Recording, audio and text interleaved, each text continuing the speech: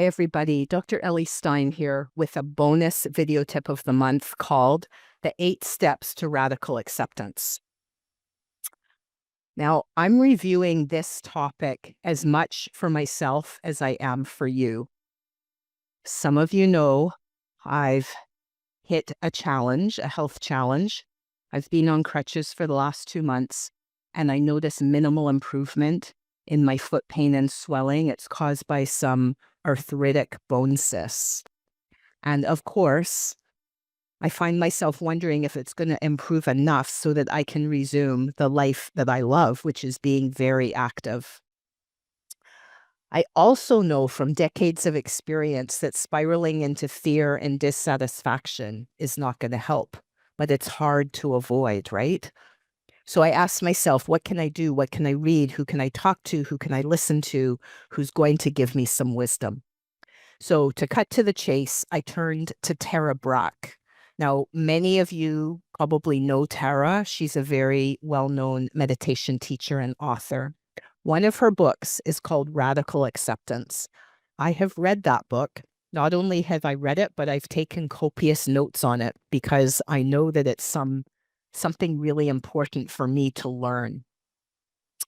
So in this video, I'm going to talk about what radical acceptance is, what it isn't, the 8 steps to finding or moving towards, let's say, radical acceptance, and then a little bit about my own journey. One of my favorite definitions of radical acceptance is by Marsha Linehan. She's the founder of dialectic behavior therapy, a therapy that embraces radical acceptance. Her definition is that radical acceptance rests on letting go of the illusion of control, letting go of the illusion of control, and having a willingness to notice and accept things as they are right now without judging. Now, every time I read that definition, I think, but I thought it was my job to take control, right? I thought it was each of our jobs to take control of our lives and find solutions when problems arise. Well, arrive could work too. My motto is education, empowerment, and hope. And that second word, empowerment, has a lot to do with some kind of control, taking charge. If I let go of the belief that I can control my life, if it's an illusion, it feels scary. How will I be safe? Who will keep us safe? And how can I let control of and accept something like my current situation that feels so unacceptable? I think about the challenges that my hundreds and thousands of patients have described to me over the years, and it's very humbling because so many of them responded to their limitations, often limitations far greater than the one I'm facing right now. They responded with equanimity, dignity, and grace. I was always inspired and amazed by how some people really handled extremely difficult situations. And I wonder, could they have been practicing radical acceptance, maybe knowingly or unknowingly? Is that what enabled them to cope with so much grace? There are a lot of misconceptions about radical acceptance, so I'm going to describe what it is and what it isn't. Most of this is taken from Tara Brach's work. So what radical acceptance is, it's observing reality instead of fighting it. It's observing with non-judgment to avoid from labeling something as good or bad. The reality is that we honestly don't know whether the things that are happening to us right now are good or bad, because we don't know what's going to unroll in the future with regard to those experiences. Radical acceptance involves treating ourselves and others with kindness and compassion, even in difficult situations. It's recognizing that life is not perfect.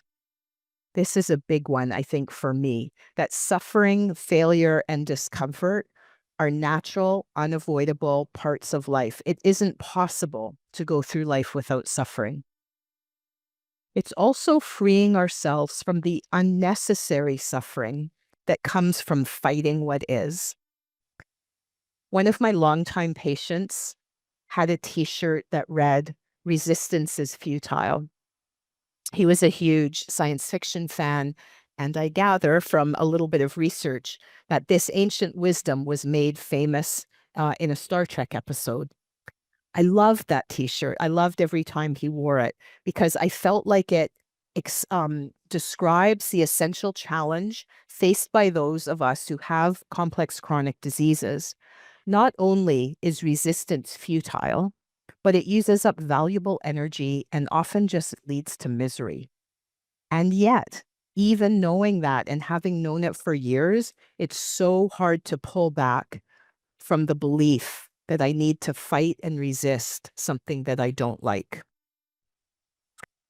Now, the promise of radical acceptance is that it offers an alternative to Western society's addiction to continually wanting things to be different than they are. In our culture, we aim and we're told, right? This is all around us to aim higher, to be more successful, to be more beautiful, to be more influential, and yes, to be healthier. People who achieve these goals are glorified. They have millions of Instagram followers. But where does that leave those of us who are facing limitations for which there is no obvious solution? Are we relegated to feel like failures? Sometimes it feels that way. So now I'm going to move into what radical acceptance is not. Many people misunderstand radical acceptance and shy away from it. So accepting reality doesn't mean becoming passive. I think that's the number one fear. It doesn't mean that we should stop striving to make our future better than our present. And paradoxically, as I've mentioned on numerous occasions, acceptance opens the door to transformation by freeing us from the prison of resistance. I love that wording from Tara Brach. Also, with radical acceptance, we are not surrendering our ability to respond fully and creatively to life. It's not also about just acting on every craving, or as I sometimes say, every Twinkie or every cheesecake that comes our way, but it's rather to acknowledge our desires without judgment and then make mindful choices instead of reactive choices. And finally, we're not accepting a permanent definition of who we are. That is always in flux. So we're accepting the present moment and we're living in the ever-changing flux of life. So I'm going to share the 8 steps that Tara Brach and others talk about being the path to radical acceptance. Of course, they're not linear. Of course, it's difficult. Of course, there will be many setbacks. Now, as you listen to the 8 steps, think to yourself or ask yourself, do any of these resonate with me? Are they things I already do, perhaps, or that I could pretty easily put into action? Maybe there are some that are not feeling like a good fit for you, or some that you just plain disagree with. Totally okay. In my view, radical acceptance is an invitation, not a prescription. So here we go. Number 1, noticing our patterns of judgment, resistance, and grasping as passing phenomena. So we tend to think if something happens, like me with my foot, that it's going to be permanent. And I get myself into a position of resistance because I don't like it. But when we recognize that everything, our sensations, our symptoms, our thoughts, our emotions, are not truth and they're not permanent, then we gain freedom from the stories that accompany these experiences. Step 2 is pausing and stepping back rather than reacting reflexively to what's ever happening. So we can pause, breathe, and sit with what is. That buys us time. Then Tara Brach recommends leaning into our feelings rather than running away from them.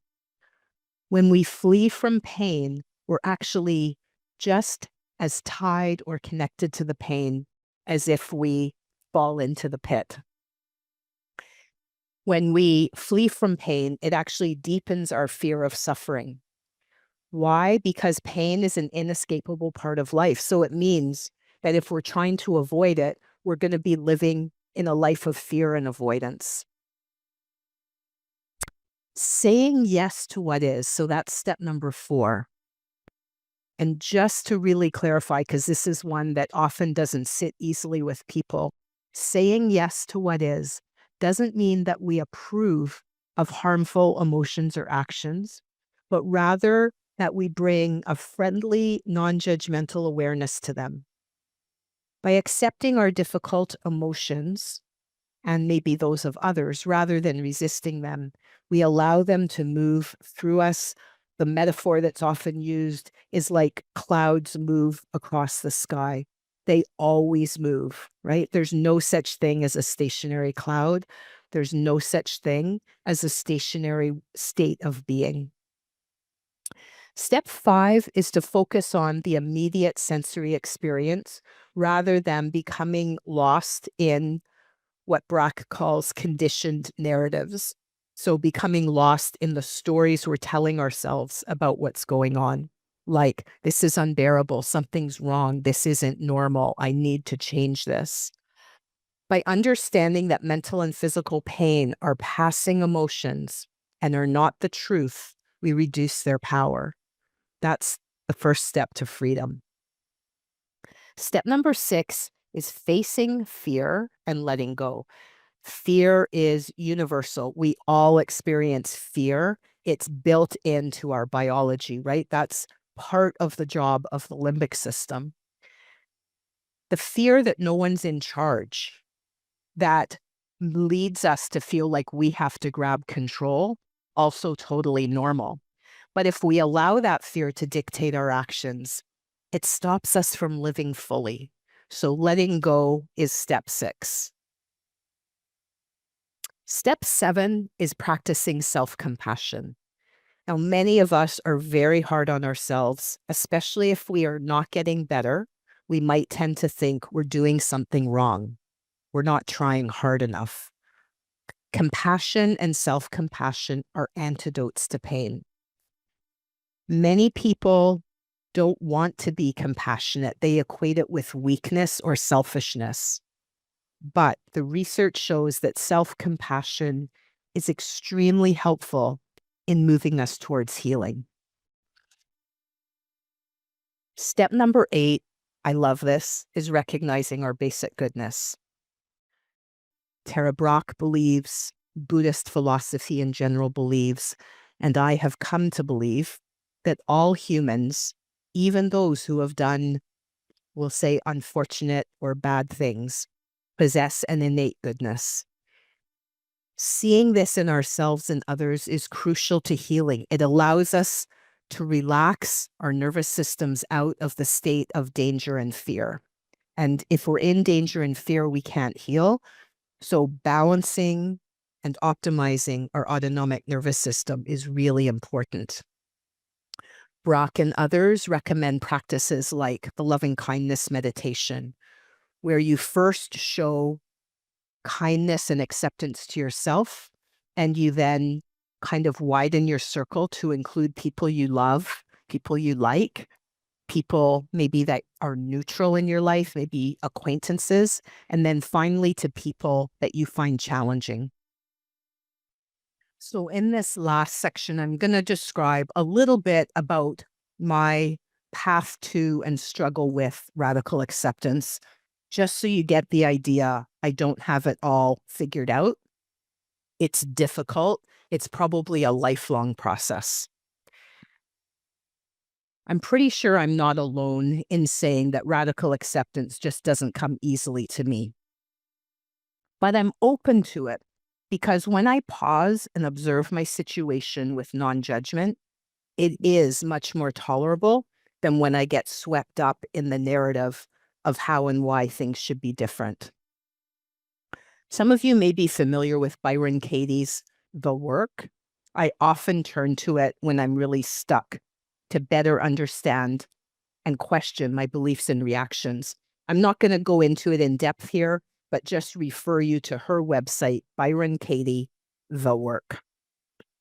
When I use her 4 simple steps to see my reactions more clearly, it's amazing how my anger and dissatisfaction can melt away and sometimes almost seem humorous. How could I believe that anything should be different than what it is? I ask myself after doing one of her exercises. So what I try to remember to do, notice I'm not saying what I do expertly, is to focus on my immediate sensory experience as is recommended. When I do that, I'm able to find some aspects that are tolerable, even enjoyable.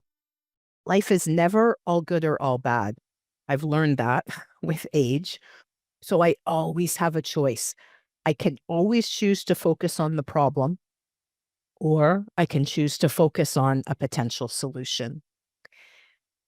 When I examine it, my fear is never based on the present moment, but rather what I imagine the future holds.